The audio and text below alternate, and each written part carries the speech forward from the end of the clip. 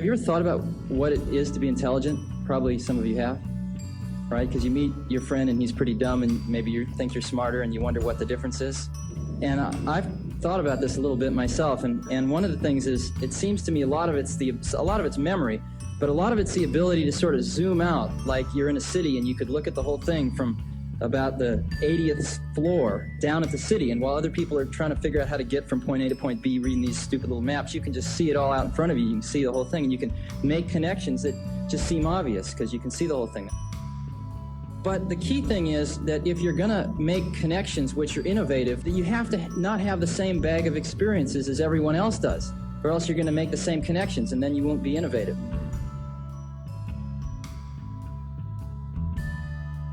So get different experiences than the normal course of events. And one of the funny things about being bright is everyone puts you on this path, you know, to go to high school, go to college. I've heard about some kid that's 14 on his way to Stanford, and that's great. That's sort of out of the ordinary.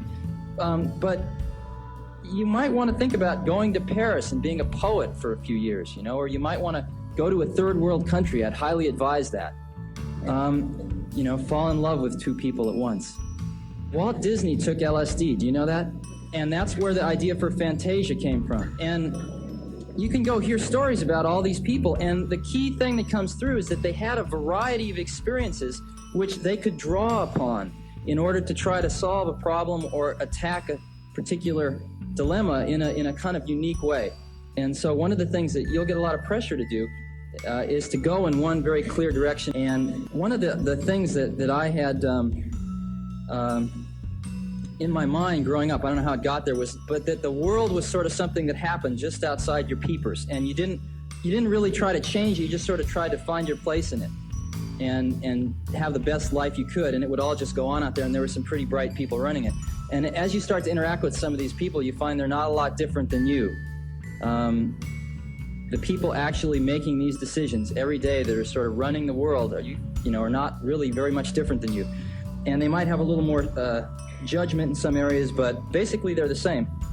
And once you realize that, you start to feel you have a responsibility to do something about it, because the world's in pretty bad shape right now.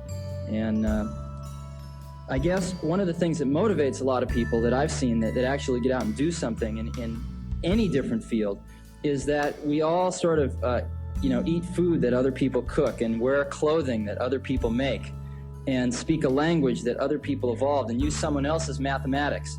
And we're sort of taking from this giant pool constantly. And the most ecstatic thing in the whole world is actually put something back into that pool. And I think people from all the fields would express the same sort of feeling. It's the most ecstatic thing that I've encountered. So I would highly recommend it.